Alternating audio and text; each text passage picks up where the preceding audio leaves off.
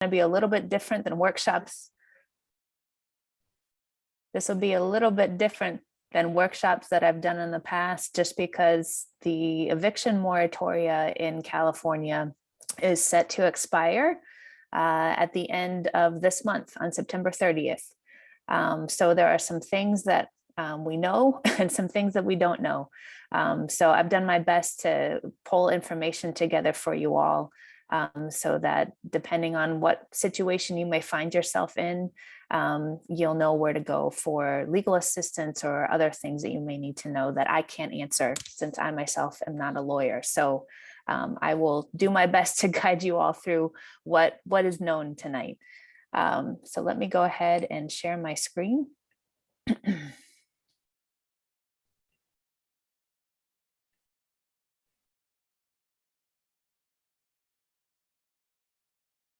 Okay, can everybody see that?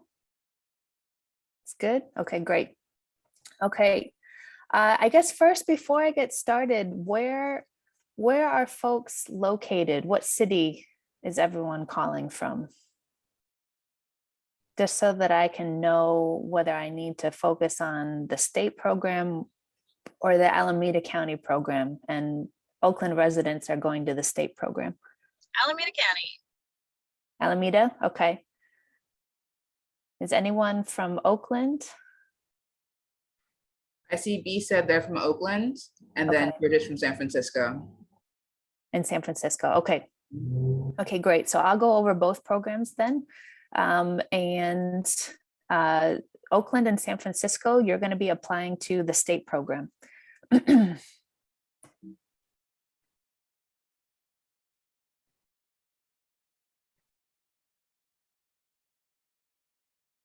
Okay, yeah, so the state program, the website is housingiskey.org. And once you go into the website,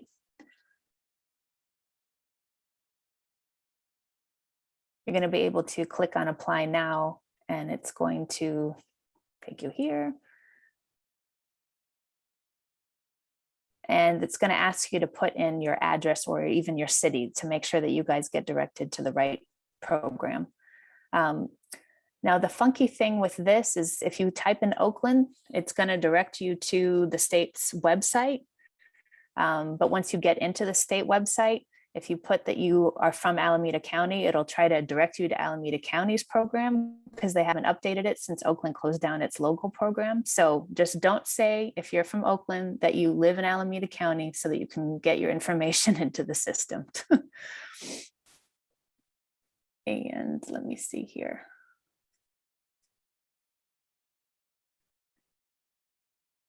Sorry, y'all, I'm having issues going back. And just want to make sure that people know applicants won't be asked about your citizenship throughout this process, and you won't be required to show proof of citizenship. So that shouldn't be something that is a barrier for you, whether you're applying to the state program or whether you're applying to the Alameda County program. Hi, Sarah, can I say something real quickly? Yeah, go ahead. We have a few newcomers. So hi, y'all, welcome, and thank you for joining us. So just so Sarah knows what information to share with you all, can you please let us know what city that you live in? And feel free to drop it in the chat or just say so verbally, so we can make sure we're sharing all of the pertinent information for you all. And thank you again for being here. All right, thanks, Sarah.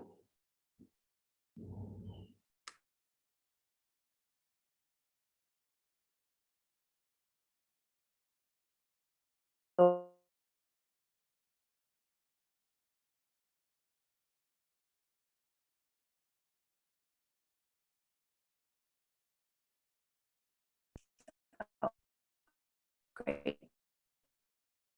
No.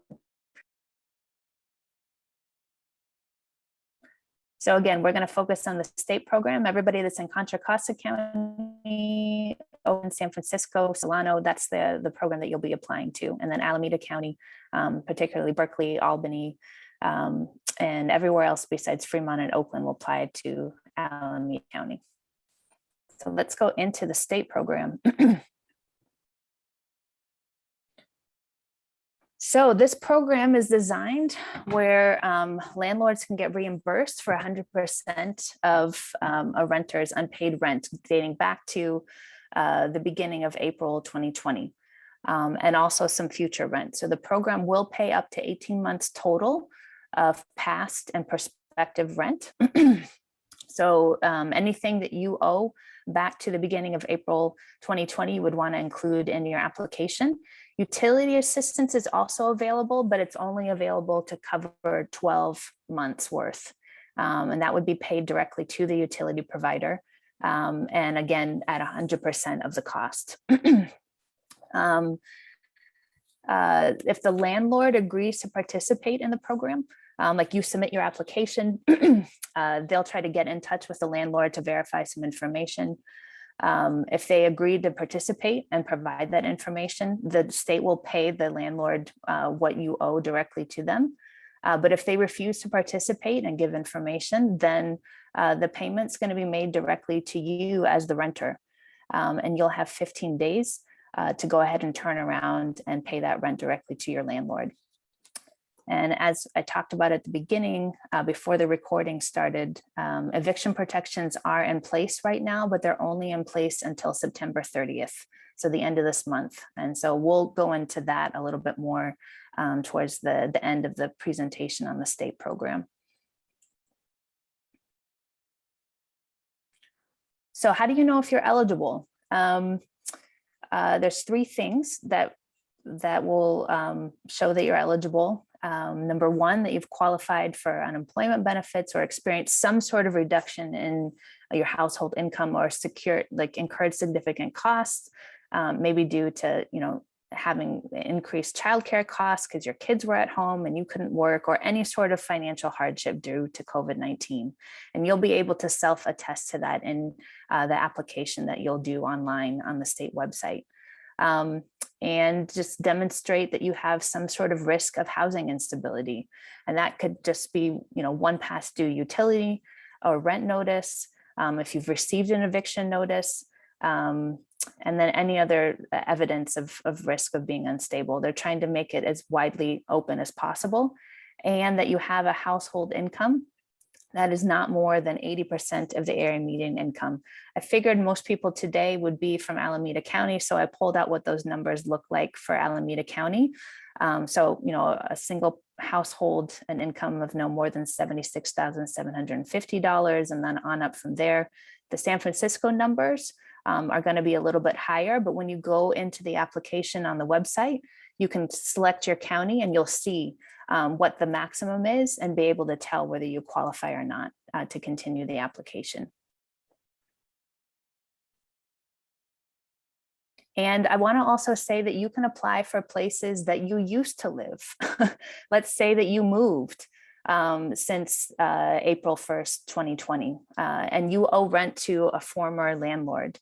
You can also apply for places where you previously lived and are no longer at.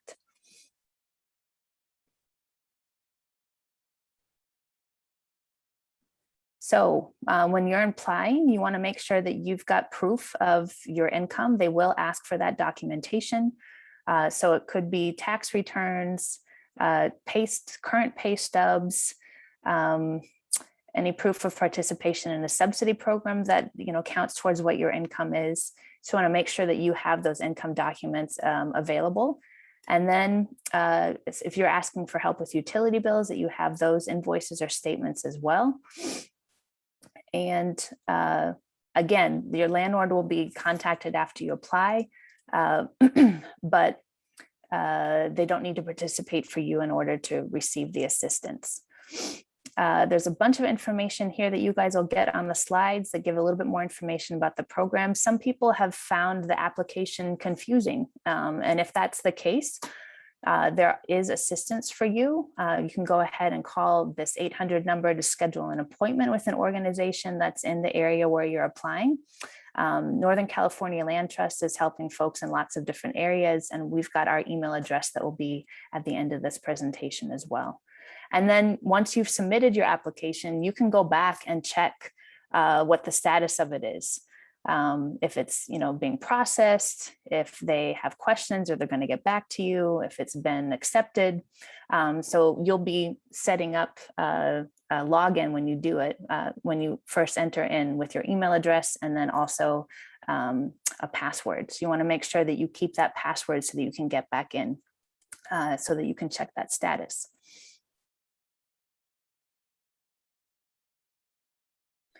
And these are some other documents that will probably make your application be processed a bit faster.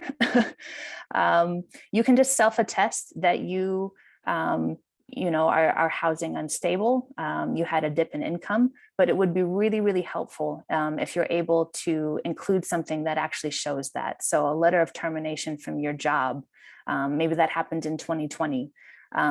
A pay stub with your employer's information that shows less income than you had previously, proof that you had unemployment benefits. If you're self-employed, any sort of income statement or tax record that shows loss of income. Because if you don't put that information in there, once the state starts processing your application, they're going to contact you and they're going to start asking questions and want to get that information. So it'll just take less time if you have some of that to include as an attachment to your application. And then, of course, you're going to need a government issued ID and a proof of and showing proof of residency. So a utility bill that shows what address you're applying for, and then the amount of rent that you owe. And 15 days after approval, after the state's approved your application, you'll receive an email to go ahead and recertify your income. And again, you'll receive up to a maximum of 18 months of past due rent, and then also rent that you owe in the future. So 18 months total.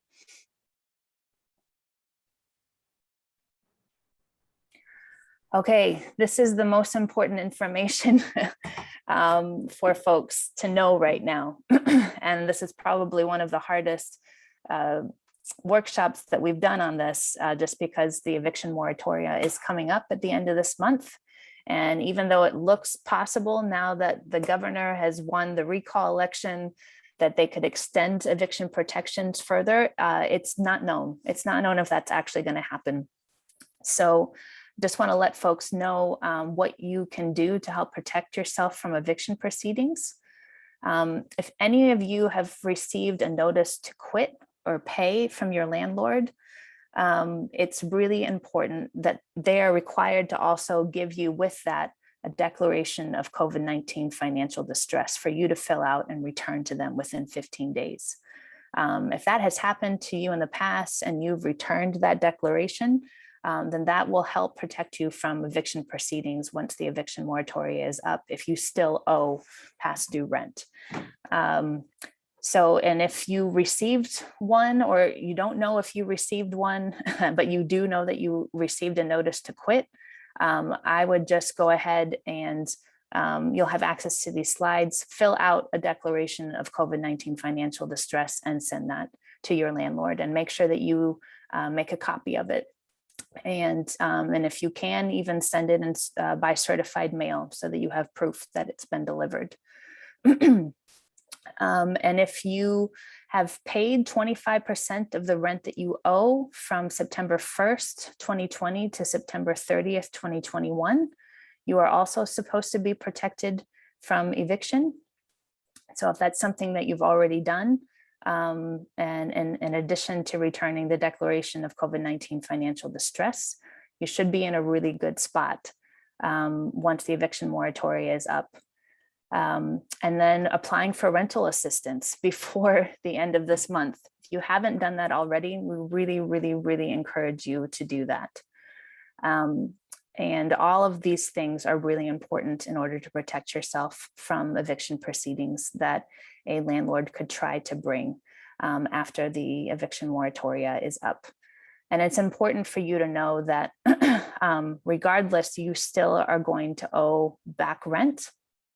Even if you've done all these three things, that could protect you from eviction, but you still will owe the back rent. And so the rental assistance program here is here to fill in the rent that you still owe.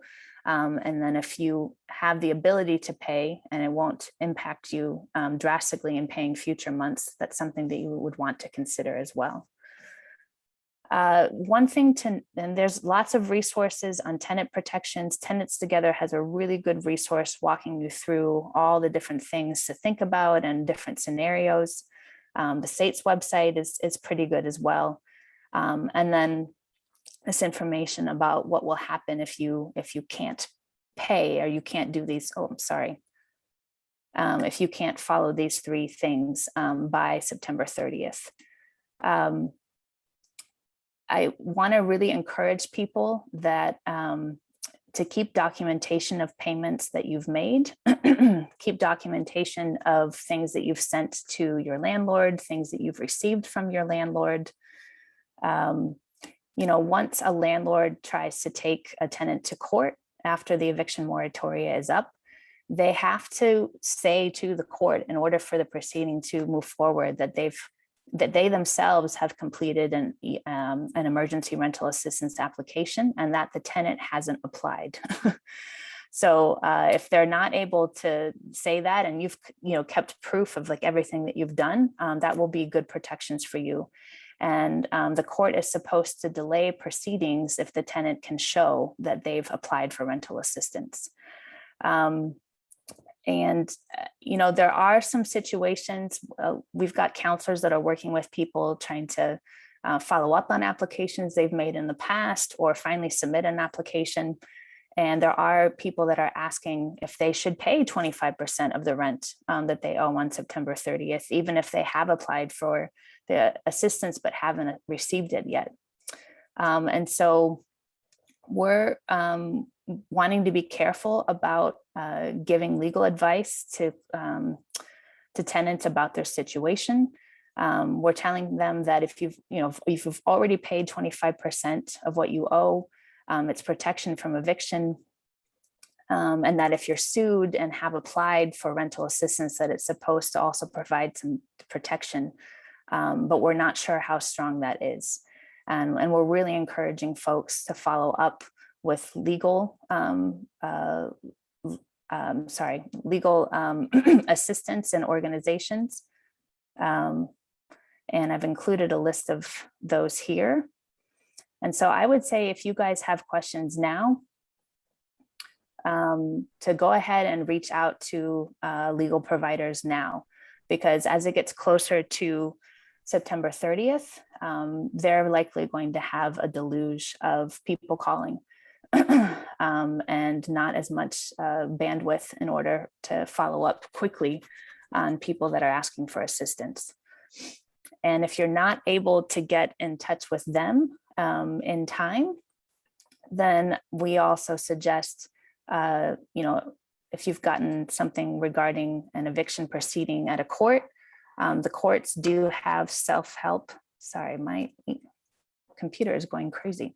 The courts do have self-help centers, and that would be a good place to go as well if you can't get in touch with legal assistance in time from one of these organizations. And Sarah, there are a couple of questions in the chat. Yes. There's one, I think, that applied to a previous slide from B asking if there's a bilingual phone support line. And then the second is from Molly, but I think we answered that question, which was what month does this program cover? Until what month does this program cover? Yeah. So B, yes, the phone number should allow for people to select, especially if there's a Spanish speaker, to be able to hear in Spanish, and also be able to ask to speak to somebody in Spanish. And there are a lot of other Asian languages that are supported too by people that are in the network. So that's something that people will have access to. And then what months does the program cover? So it covers from the beginning of April 1st, 2020, up until today. So if you owe any rent from during that time, that's the period that it covers. And then it also will look at forward rent as well, up until the end of this year. So when your application is accepted, the state will get in touch with you to recertify your application and check in about your income. And at that point, you could also tell them, how much like future rent you think that you'll need. And again, it's 18 months total that they'll cover. Are there other questions? I know that this, especially in regards to the eviction information, is confusing. But there are a lot of really great resources here. Is anybody in a particular situation that they want to talk through right now, or knows of somebody that's in a particular situation? I have a situation I'd like to ask about. Okay. What if you are a subleasee and not the main leaseholder? Yeah. I have a friend who is subleasee, and the primary leaseholder cut a deal with the landlord for everyone to pay 50% of what is owed, with the agreement that they would pay back the rest of the amount at a later time. And then, so are they allowed to apply for this, or would it be the primary job of the primary leaseholder to do so?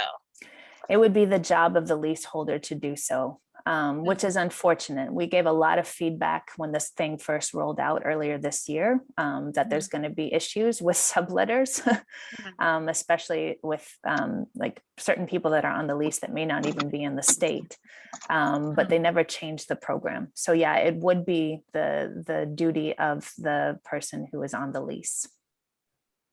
Okay. Okay, thank you. Yeah, no, you're welcome. And they should be able to get that 50% that wasn't paid. And because they made a deal, did they already pay the 50%, Ivy? Yes, all of the leasee and the subleasees were paying 50%. And then actually this subleasee moved out of that apartment and has a whole new lease now. And so her particular situation is that she's worried that she's going to be asked to pay the leaseholder back the amount money owed, and that the leaseholder is also going to.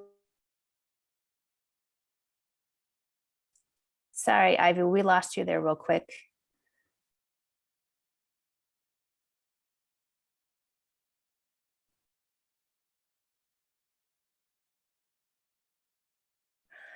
So, sorry, Ivy, we completely lost you.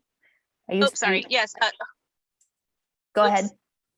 Yeah, her worry is that if they tell the emergency relief program that there was a subleasee, that they would only be able to apply for the amount that they as an individual owed, and that she might not be able to apply for that, and she would owe them $4,200.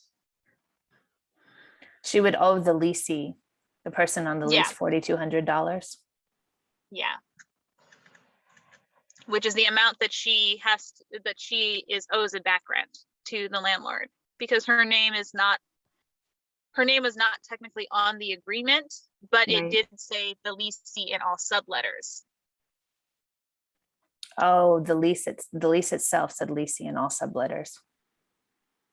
Yeah, so the agreement that the landlord and the original leaseholder came up to was everybody and anybody would be subject to this if they lived in the home. But since she moved out, the leasee's like, well, you owe me this money because you still owe back rent. And she's like, well, apply for this program. And then they are trying to say, oh, well, I can only apply for the amount that I owe.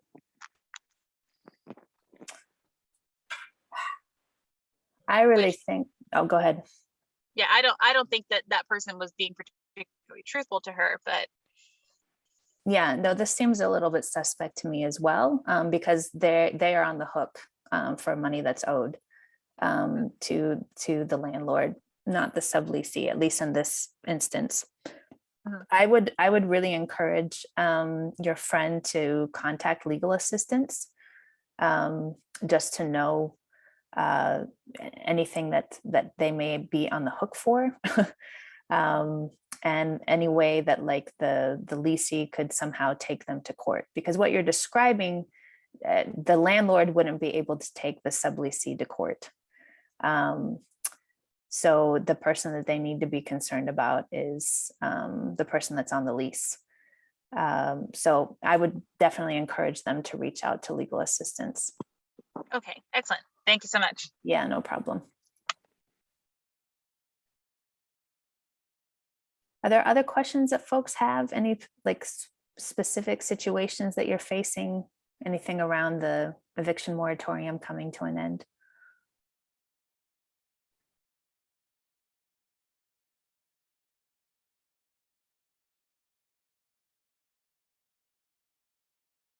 Okay.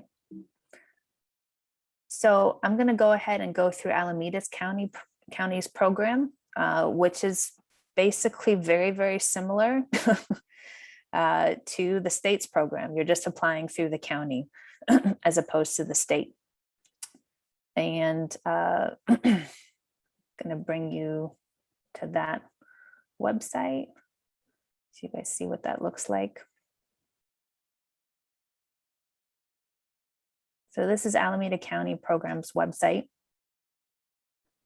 with information here for tenants and then also for landlords. Alameda County requires a lot more documentation in applying for their program than the state program does. So you want to make sure that you have that ready on hand. But they will pay 100% of past due rent for 18 months, and then 12 months of utilities. And they do have a priority right now, which is they're prioritizing based on need and the severity of the impact. So it may take a little bit longer than the state to get funding if you are, closer to the high end of the maximum income level. And again, you're a tenant in Alameda County. Oakland and Fremont would apply to the state. It's the same things as for the state. You want to show that you've qualified for unemployment benefits or experienced some sort of reduction in household income, incurred other significant costs or hardship. Show that you have past due rent or utilities and have an income that is not more than 80% of the area median income.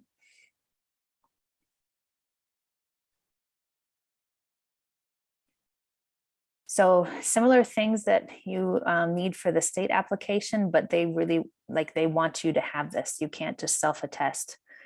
So a government issued ID. Again, you won't be asked for a proof of citizenship. And then proof that you had some sort of loss of income or significant costs. So that could be a whole host of different options from these documents here.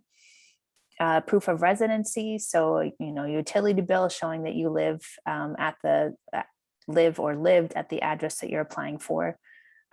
Proof of the amount of rent and utilities that are owed.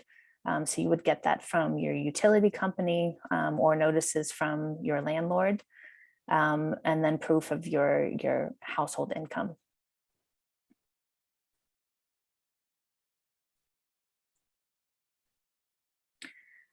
And then again, for eviction information and support, really, really encourage people to reach out to legal assistance if you have questions. And then there are different layers of local protections around eviction in Alameda County itself. And then also depending on what city you live in. So the East Bay Housing Organization probably has the best resource possible on this. But it's really unclear. I talked with a couple lawyers today. If there's anything that is on the local level that would protect you beyond what is already there on the state level at this point. And that's just because the state of emergency has been lifted for Alameda County. And so there's nothing like what they had passed in their eviction moratoria earlier is that 60 days after the state of emergency is lifted, tenants would still be protected from eviction proceedings. But since that's already been lifted, that protection is not there. So the same scenarios that we went through previously around what you can do to try to protect yourself against eviction proceedings they still apply if you live in Alameda County. And you know, the various cities that are in Alameda County.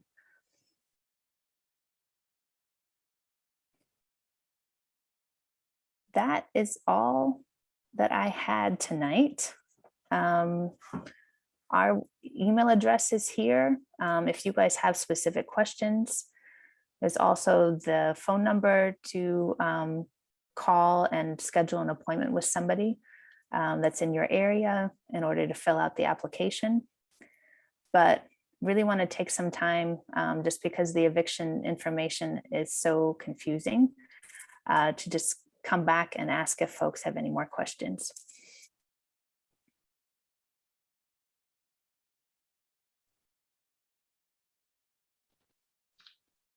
I'm going to pick up if no one has any questions, because mine is not exactly related to this case. But first, thank you for all this really great information. I understand that you will be sharing the slides and a recording via email. That's awesome. So also, I'm supporting EV-PREC and doing anti-displacement work, and we have to do some workshops with, I think, with the Community Land Trust, and you'll probably be hearing from me on that. So I was Okay. wondering, yeah, who would be the best contact if we were looking at trainings just more generally around know your rights, assuming that these COVID protections are going to end soon and still folks are going to continue to need resources and education around how to protect themselves and stay housed. So yeah, I was wondering who the contact is and who does that kind of work. Yeah, and we're probably going to start, I need to start looking at which legal assistance organizations have the most up-to-date information, because that's probably going to be the best place for folks to go. But let me put my email in the chat, and I'd be the person that you would reach out to about that. Awesome. And then let's see here. Yeah, and I'll go ahead and make referrals to where you guys need to send folks. And I mean, I'm hopeful that the legal workshops won't just focus on what people like eviction protections, but also helping people walk through what they need in order to apply for assistance. So I'll try to direct you guys to workshops that combine both.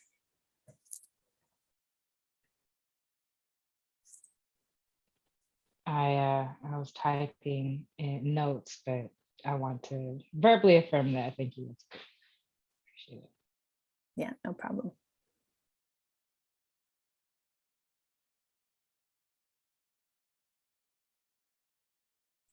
Any other questions that people have? Even if it's not for yourself, it's for somebody else that you know.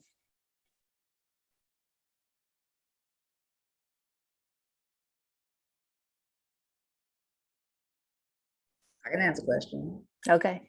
But my internet is mean, so I'm turning off my video first. So I know they're for roommate situations.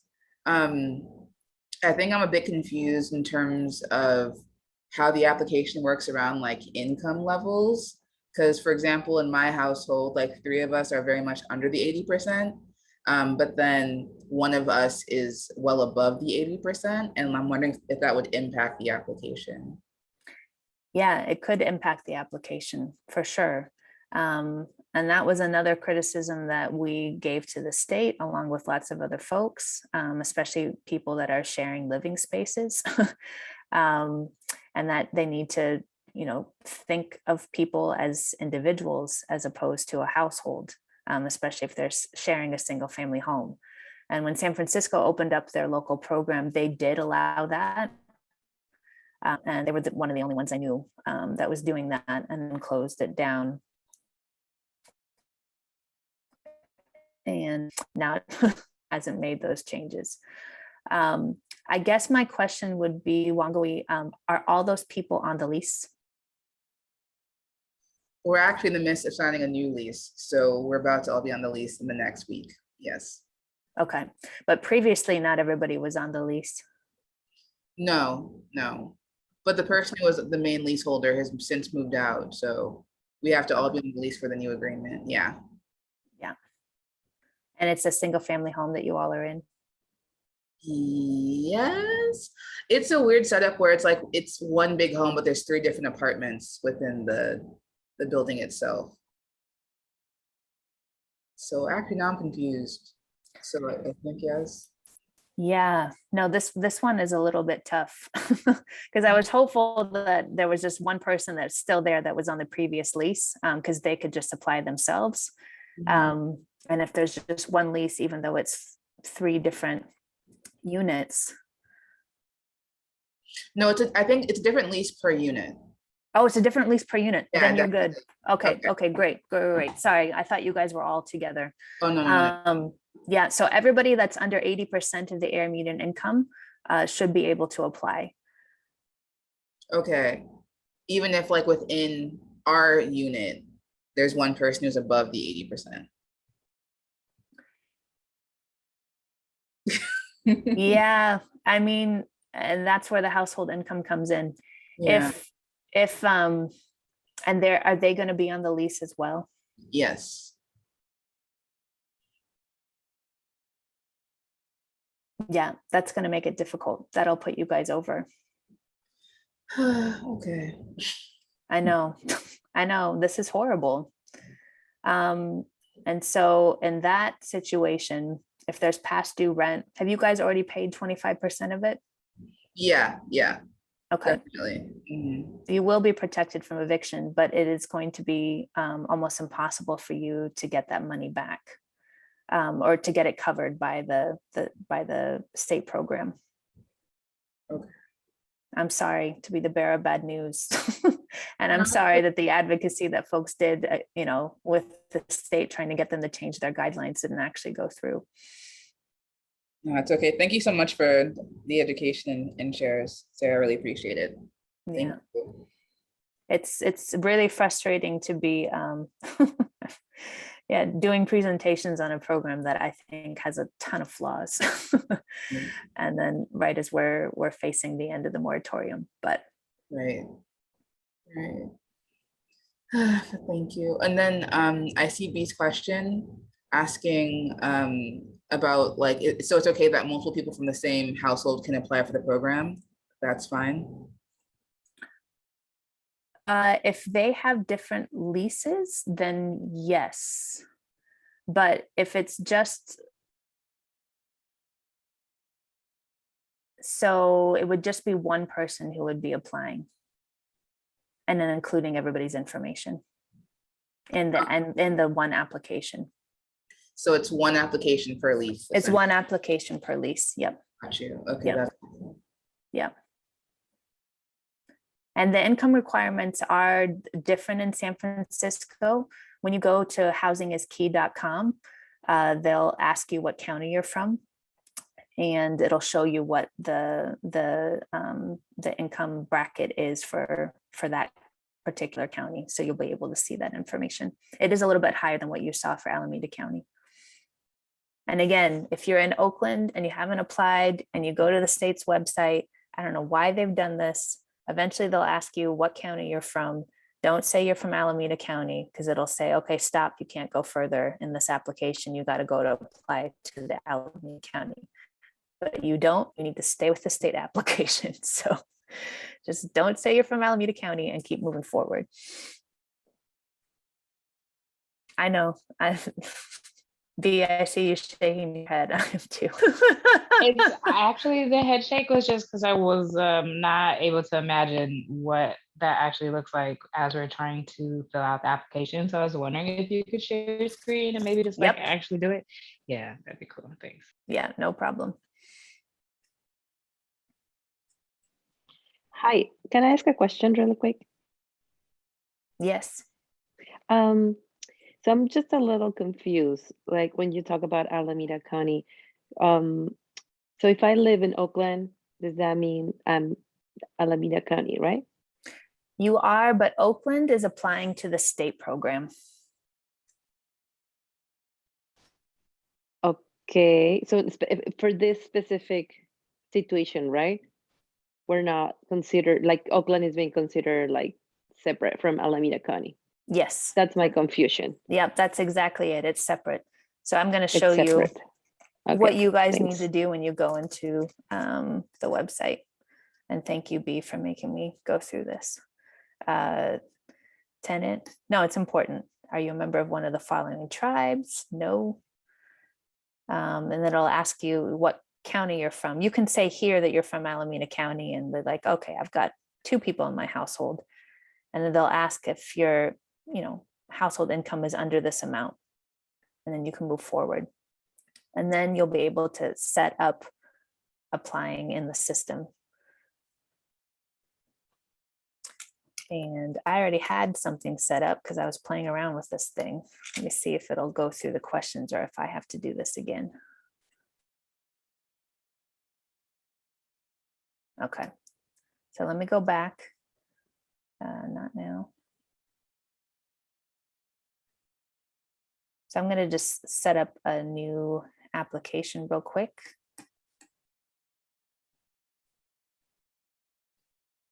Because it's once you get past this point, it's going to ask you again if you're from Alameda County. And if you say that you are, even though you're from Oakland, it'll tell you to go apply to Alameda County program. And you're like, no, I'm Oakland, I'm applying to the state program. So let me see if I can show you guys what that looks like. Because when I did it yesterday, I was so confused. I was like, why have they not fixed this thing so that it's clear for Oakland residents?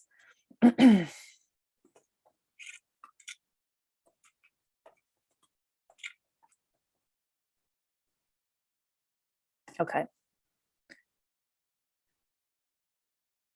Hopefully this shows up so I can show you guys what this looks like. Sorry, this is a bit cumbersome. There we go.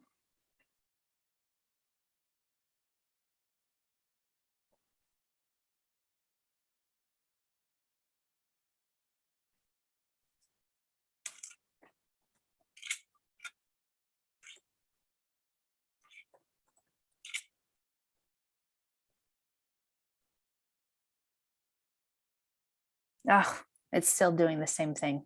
I'm really sorry, B. But when you come in here, it's once you get into the application, you've put your email address in, you've chosen a password, it's sent you an email for you to then get into the system. And it's once you get in here, it's going to ask you if you're from Alameda County, and just say you're not. Or it's going to ask you what county you're from, and just choose something else in order to move forward in the application. Thank you. I would ask, maybe as just a way to conceptualize, is there more than one time that they're asking what county, and one time we say Alameda and the second time we say Oakland? Is that?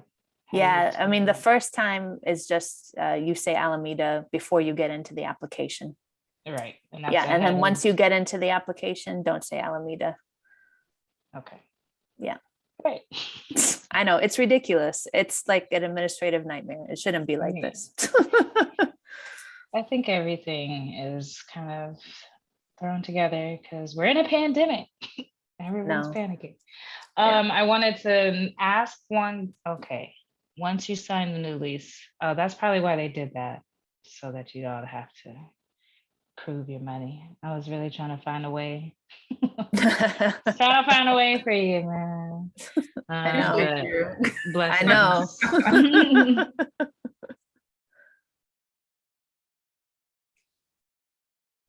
All right. Any other questions about this confusing system?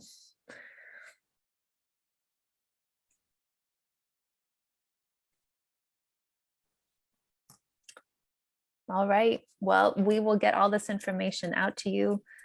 Again, if you're concerned that you don't have protections against eviction proceedings, really encourage you to read all the resources that are there and connect with legal services.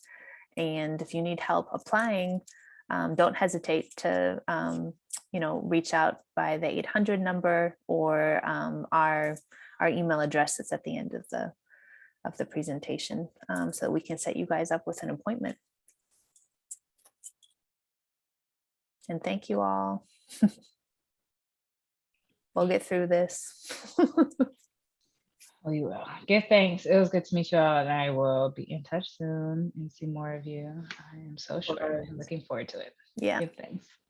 Thank Thank you all you. for coming, and thank you, Sarah, so much for sharing all the information that's in your head. My goodness. Yeah, this is so great. And again, details will be sent post-meeting with the recording and the slides. Yeah, please ask all the questions. Okay. All right. Tanya, are you still there? Okay. That was my old roommate, funny enough. Oh, really? That was the original leaseholder who who moved out, and then the rent went. So crazy. Who is this just trying to enter? Should I admit them and let them know what happened? See You this? can. Yeah. Okay, let's see what's going on with Patrick. Oh, I think they left. Oh, really? Oh, no, there they are. Hi, Patrick. So we just finished with the presentation, but do you have any questions for us that you're coming in with? Oh, yeah. Oh my goodness, yes. Yeah. I Okay, just, your timing was perfect then. yeah, okay. Yeah, I'm sorry, I was at the library and it closed at a certain time. I thought it closed at 8. I couldn't get to the meeting in time. So I've come back to the Bay Area. I'm originally from the Bay Area, but I left and I've been working in LA County for the past 20 years. And when the pandemic happened, I was in the middle of consulting and whatnot, and had moved out of my place because of a lot of the things that people are experiencing right now is what I was going through 2 years ago, but there wasn't any programs to help me. Like I went through all kind of legal systems that were in place in LA County, and nobody was able to help me, and I had to move out. So it's been downhill ever since. However, I've kept my energy abrupt by just interacting with new.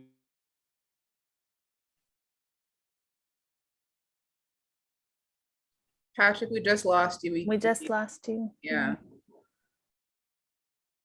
Are you still there?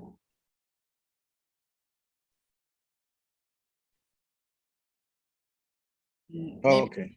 Okay, there you Are are. we still there? All right, you're back. All right, let me make this short. I just Oh,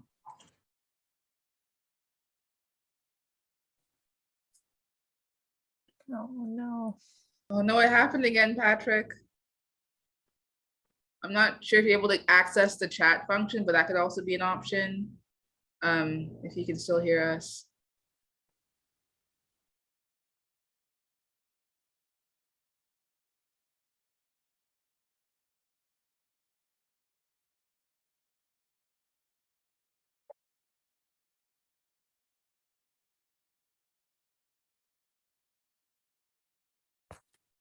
I'm so sorry, Patrick. Yeah. We'll be sending out information after. Oh, he's Oh gone. no. Oh no. Dang. I mean, we'll have contact information Yeah. from what we send out. And so Yeah. hopefully if he has specific questions or like needs specific connections with folks, I can make that happen. Yeah. Yeah. 'Cause I can tell you. Oh. Whoop. Patrick? yes.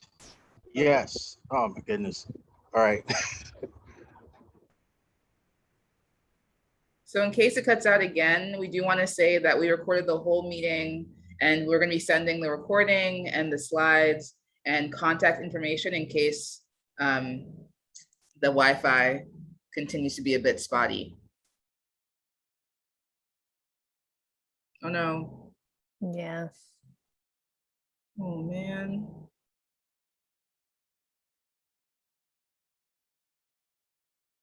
Let me stop the recording too. Yeah.